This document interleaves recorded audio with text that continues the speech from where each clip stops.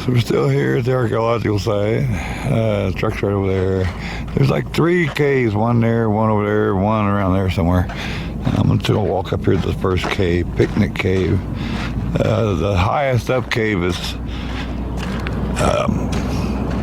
called Hidden Cave, and then that they've excavated inside. You can get tours of it, but it's locked. They got to get it off.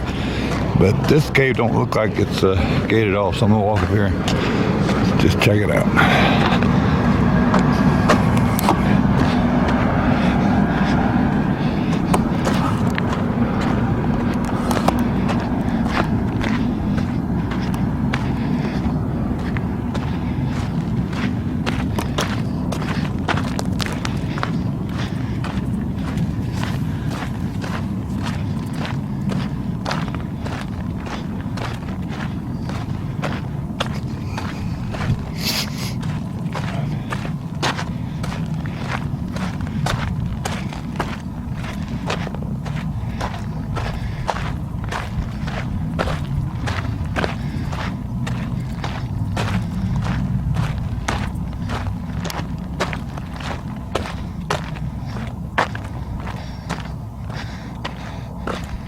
Oh, there's some petroglyphs.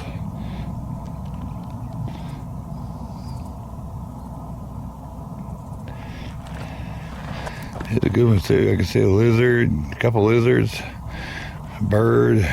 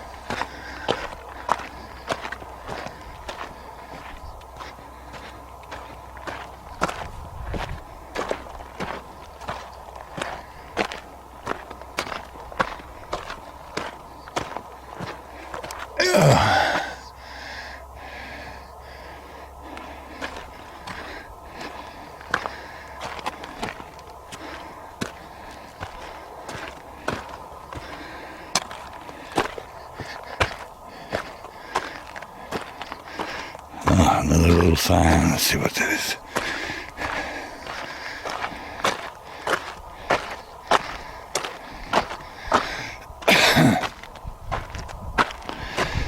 The brightly colored scaly materials you see on the surface of the boulders are called lichens.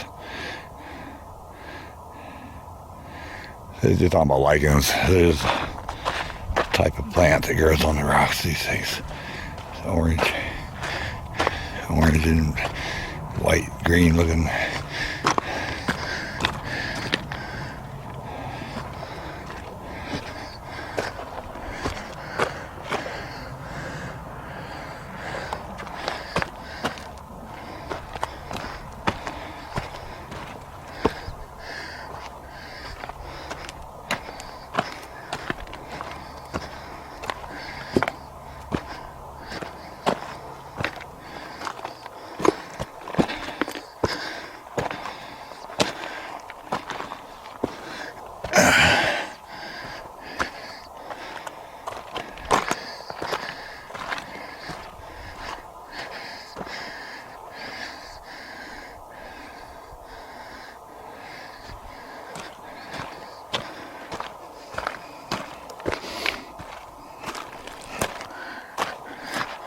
I think that's probably the cave right there.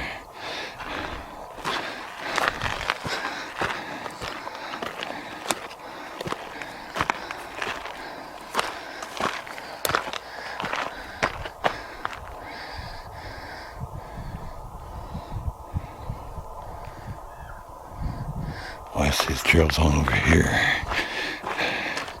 I was worried about snakes. I didn't want to go up.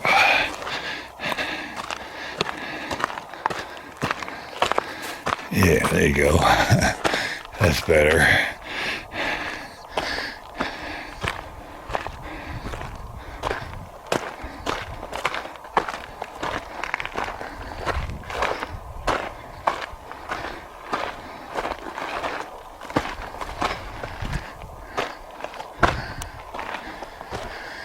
This one's called Picnic Cave.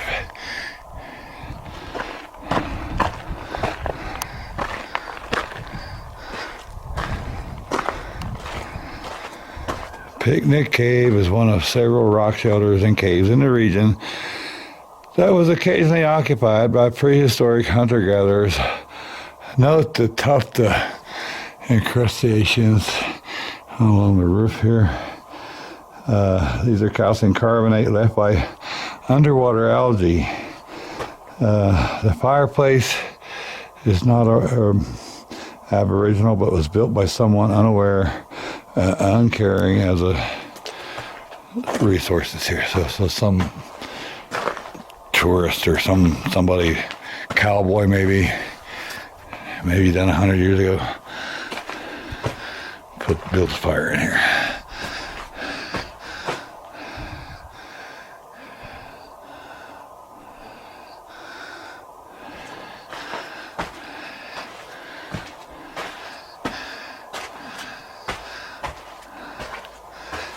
That's got a little hole there for light.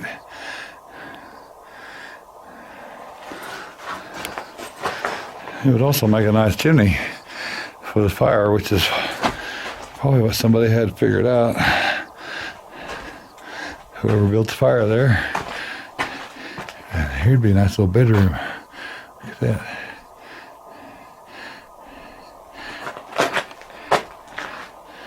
Yeah. Little honeymoon nook over there. See, it's got it walled off. Now that's got me kind of maybe thinking I should hike to the other caves.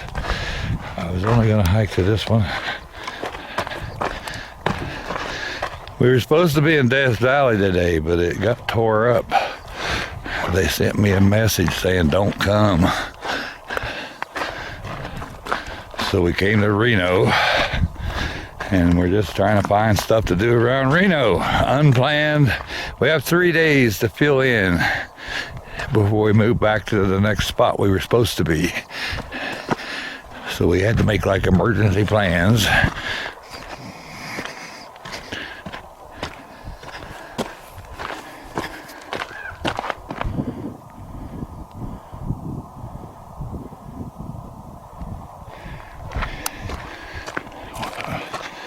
Watching what they do to it, then they walk around. Because my wife's down there. Just keep an eye on him. Oh, that must be the cave up there.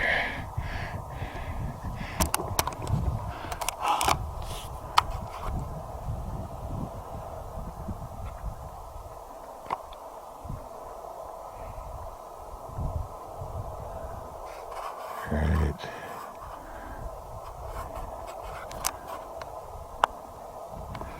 Yeah, there.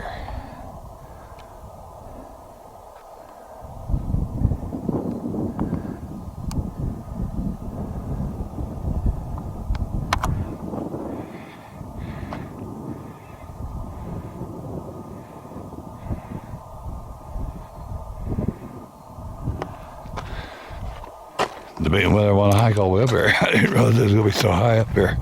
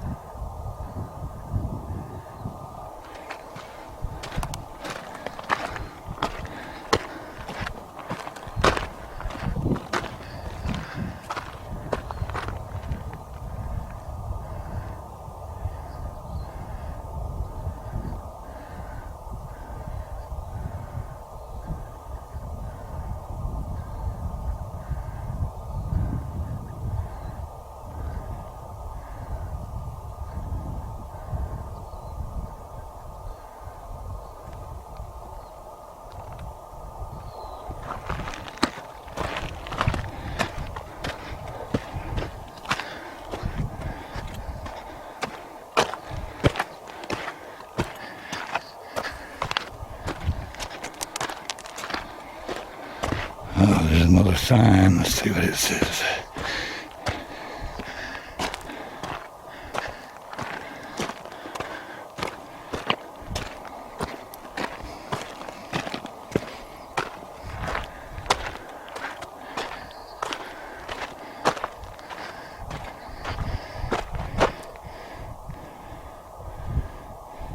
At your feet, you will notice a sandy area deposited by a small stream that forms during rare, intense rainfalls. On a miniature scale, this is representative of the original erosional forces that characterize the Great Basin. All of the water that falls within the Great Basin stays there, never reaching the oceans.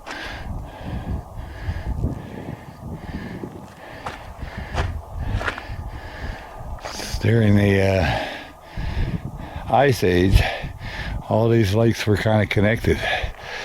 And one huge lake called the Pleistocene Lake Lahontan.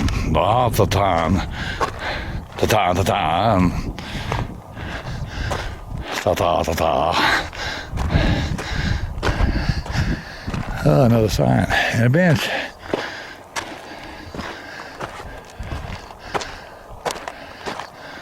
This won't be so bad then if we got stuff to read all along the way. There's the trail going right back down.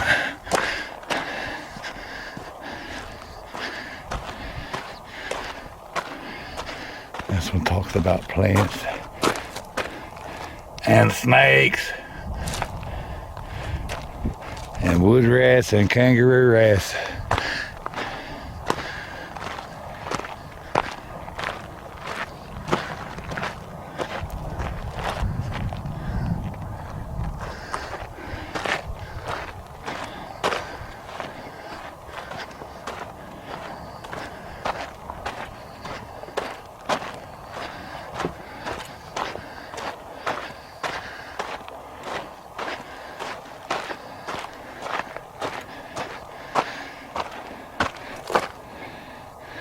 This one's telling you the desert environments are fragile.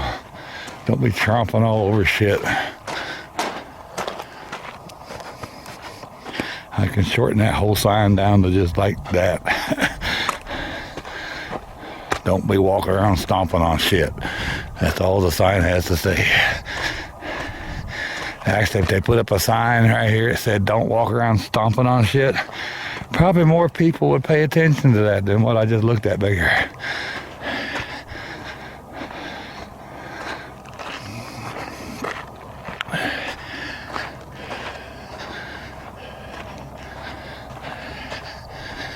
Now we're going up there, but we gotta get up.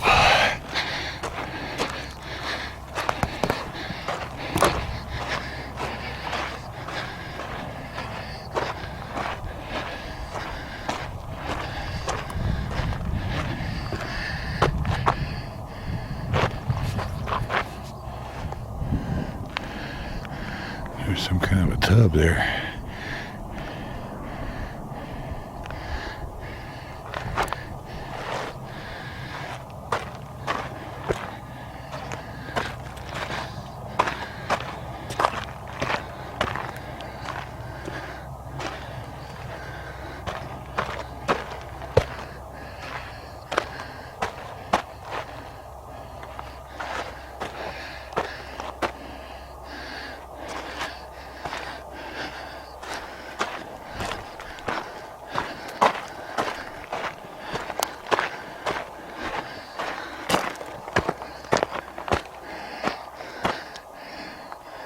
There's quite a few places where people are cutting over. I'm going to stay on the main trail.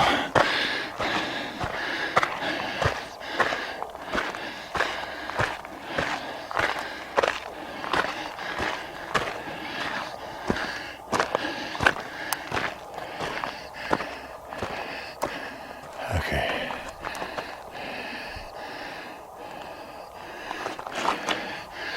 I'm going to take my shirt off.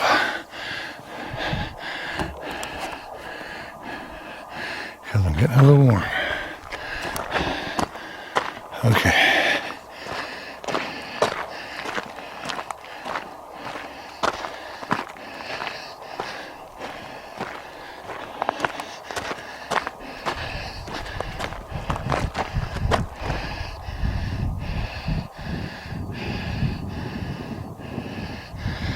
a whole bunch of signs right over there.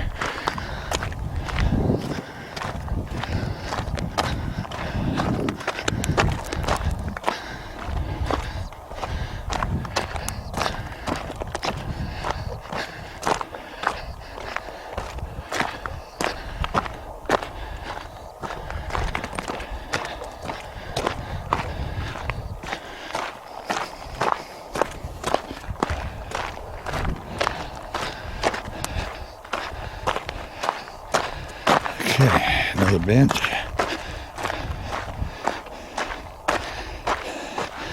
$10,000 years ago, the valley floor that you see to the northwest, which is that direction right there, was covered by Lake Lahatan. As the lake receded, low-lying sand dunes formed along its edges. Archaeologists believe that over the last 1,000 years, these dunes were important use areas for prehistoric people. They survived on seasonal plant and animal resources available in the region.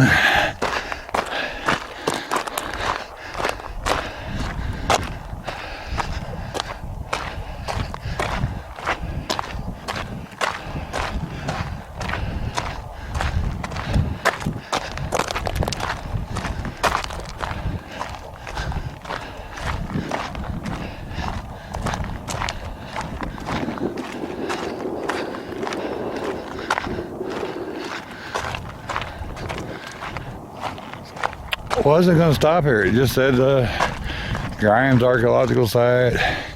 But now that I have, I'm kind of glad I did. Kind of like, I like hiking. This ain't a terribly long hike. You can see the truck down there the whole time. And here's the trail back down to the third cave, but we got to go to the main cave. This one will have a gate. They've been excavating in it. You can see it by calling a number and setting a time for a tour. They'll come up here and meet you. But we kind of showed up unannounced. So, but you can still do this self-guided tour that I'm doing right now. I'm just going to peek through the gate.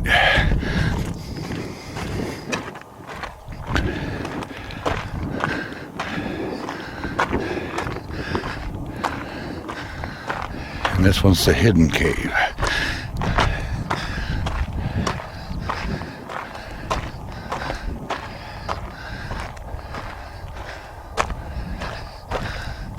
And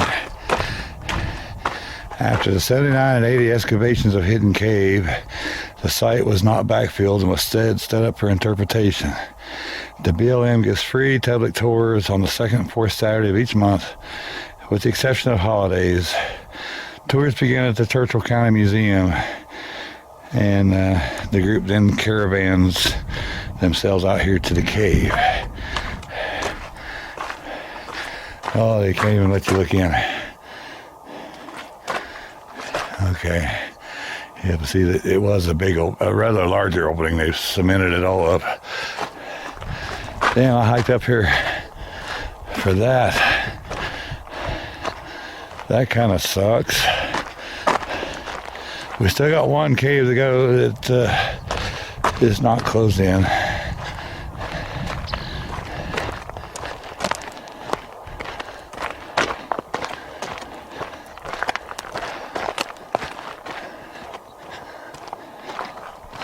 Wonder how deep into the hill they excavated it.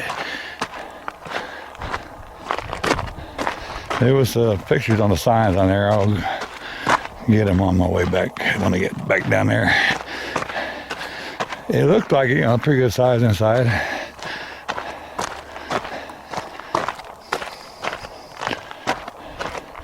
I thought there'd be just like a screen kind of a gate where you could still see through it.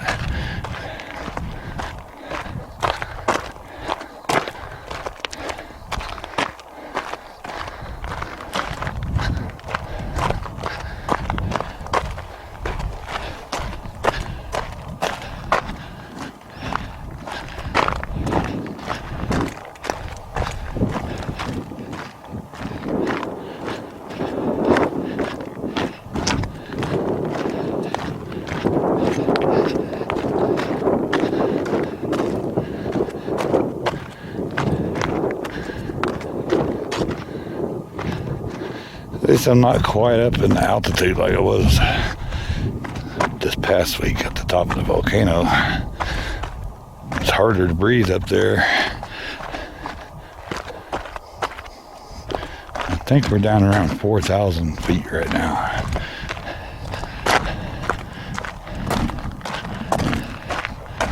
Maybe lower. Well, we're in the Great Basin, so I'm not sure. We might be sea level or close to it.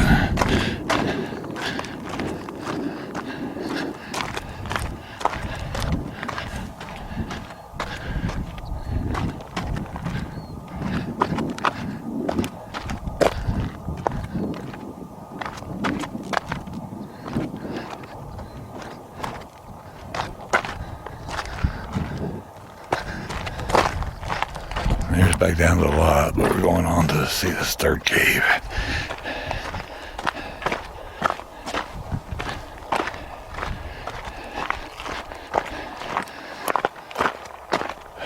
The large mass of reddish gravel in front of you is actually the remnant shoreline of Lake Lahatan. The basalt gravels called scoria are cemented together with tufa. The more easily eroded segments have been broken down into smaller parts, leaving this feature. Try to imagine powerful waves crashing into the hillside that you're standing on when everything downhill from where you're standing was submerged. So let's talk about this all being cemented together by tufa. We can hear them testing something over there.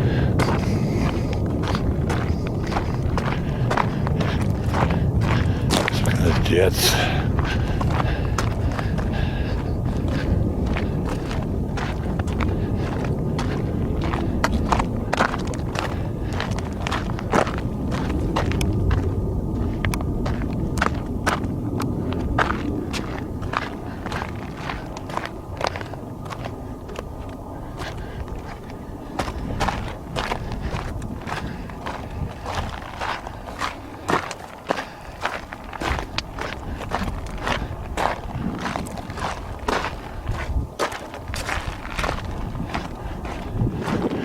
I hope I don't have to hike up to this cave. I was kind of hoping that I'm already up here.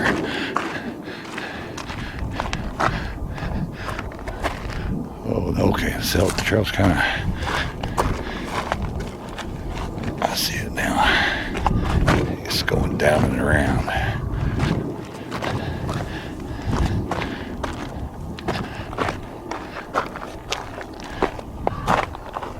This trail's not quite as plain as the others.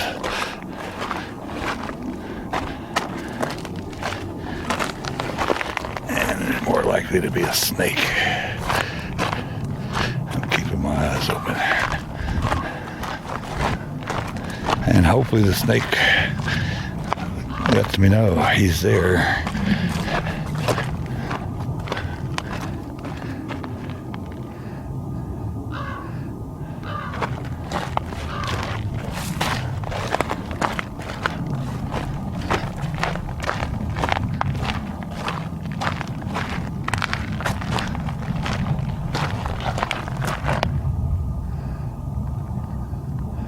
That might be it up there. I don't know if I want to climb up there or not.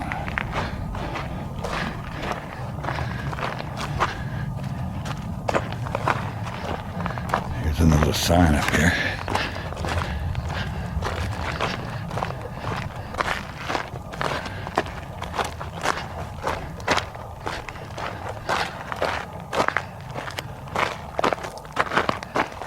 Nah, that ain't much. Here's, I don't know, there's a little bit of a cave. That might not be the cave, though.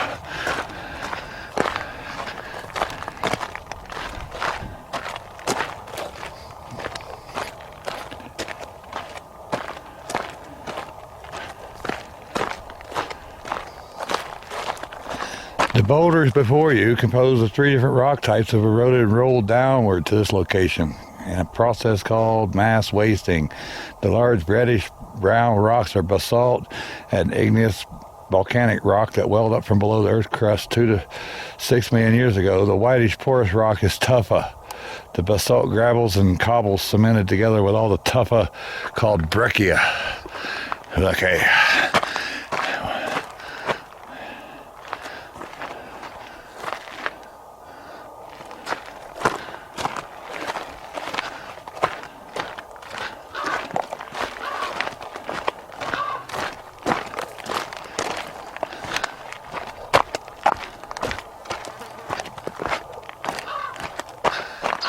That must be the cave. They don't have a way up there.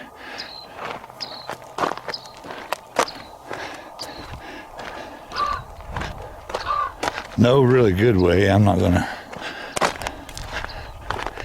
Of course, I might not be to it yet. I don't know what to wait to see.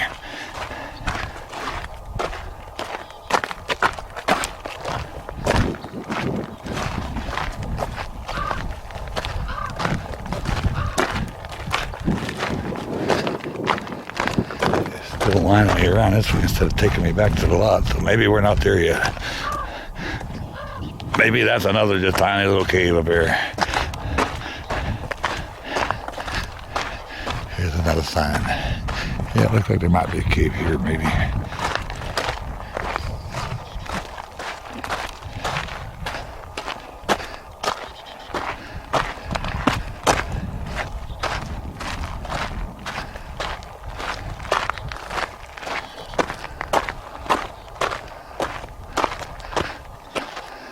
The cliff face is a nesting area for raptors, shaded and inaccessible to ground-dwelling predators. The cliff is ideal for birds of prey such as eagles, hawks, and falcons to nest. Up in there. There goes a few birds flying around.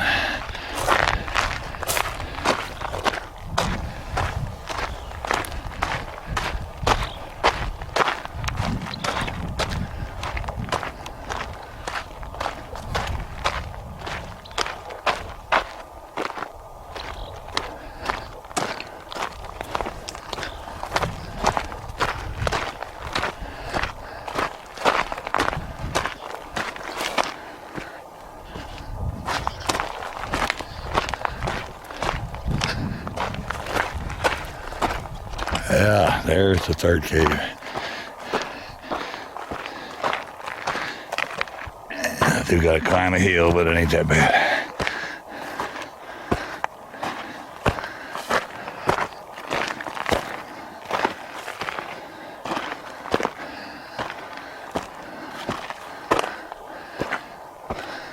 Oh yeah.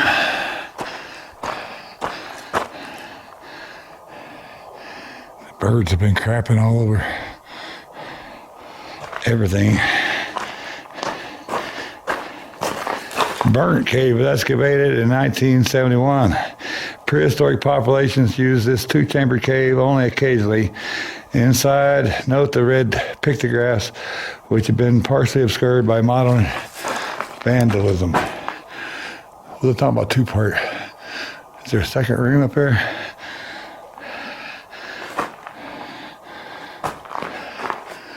The red pictographs.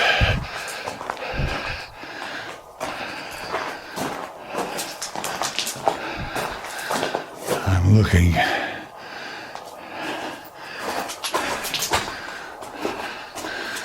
Is there maybe another room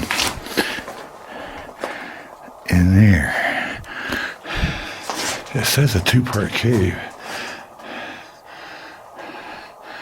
And I'm not seeing the pictographs.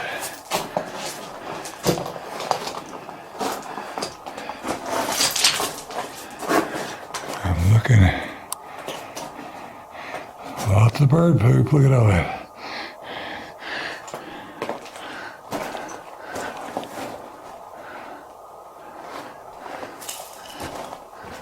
I see red stone, but it says the red pictographs, which I mean,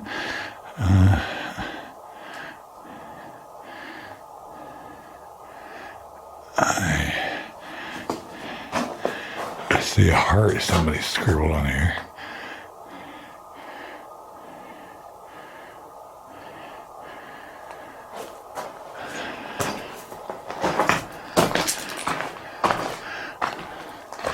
Maybe there are more out here.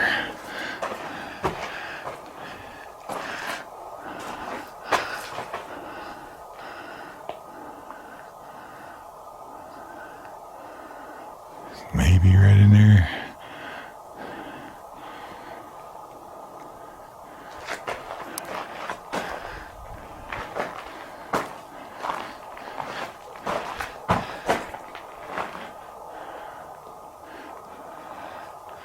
Okay, well, it says a two-part cave. I don't, unless there's something else up here.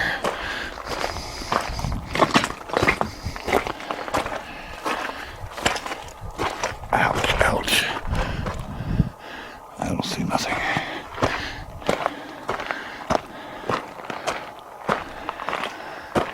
No, I'm not. Oh, we did something up here. Okay, that's probably the other part right there. That might be where that little bitty hole at the top went to. I'm not climbing up there. Now,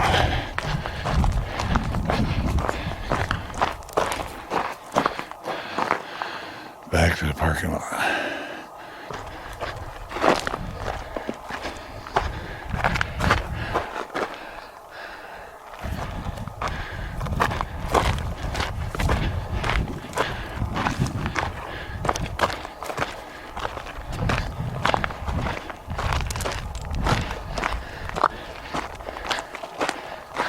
Okay, I see the trail down. Good, it looks better than the one I'm on.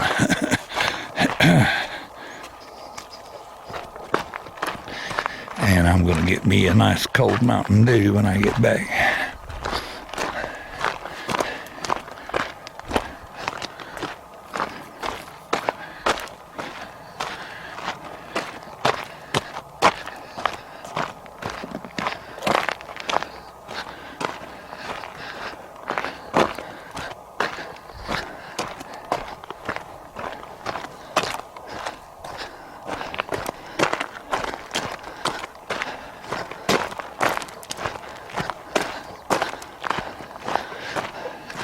So there was actually a bit to do here at Grimes Archaeological Site. I would actually recommend it.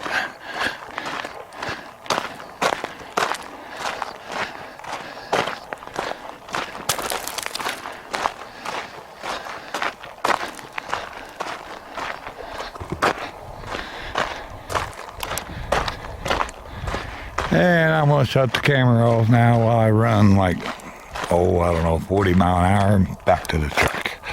And I don't want to run 40 mile an hour while I'm trying to film. So if you believe that, stay tuned for the next video. I had to stop running 40 mile an hour because there was another sign. It's talking about in the lowland before you, the whitish areas, which you see all over the place around here, are called alkali flats or salt flats. They are formed by evaporation of water, leaving behind the sediments and the salt. And eventually the salt accumulates till they're so thick with salt, nothing can grow. So that's why they are barren and salt flats. And they can get rather large in some places. Okay, now I'm going to go back to running 40 mile an hour to my truck. All right, I only got to 30 mile an hour when there was another sign. Let's see what this one says. As you make this last stop. Okay, this is the last stop. Let me know that, thank you. Take the time to look around where you've been. All the trail and rock art shelters show that people have used this area for thousands of years. You've also seen evidence as to how this area has changed over the last 1,000 years. And that there once was a lake with water 500 feet deep above where I'm standing, or the Great Plain that is in the other direction in front of me, teeming with wetlands and wildlife. If you're interested, pick Cade and you're heading west, consider stopping at Grimes Point. Oh, we already did that. They're talking about the things down here. And the Sand Spring Pony Express Station, 15 miles east on Route 50. And the Overland Stage and Telegraph Stations and Pony Express Station in the Cold Springs area, 50 miles east. And we're doing both of those next. So it's nice to know the one's 15 miles and the other one's 50 miles. I was heading to the Sand Springs Pony Express station when we passed this place. So that's it. Okay, now I guess I might as well walk now. I'm so close to the truck. Anyway, we'll catch you down the road at the Pony Express.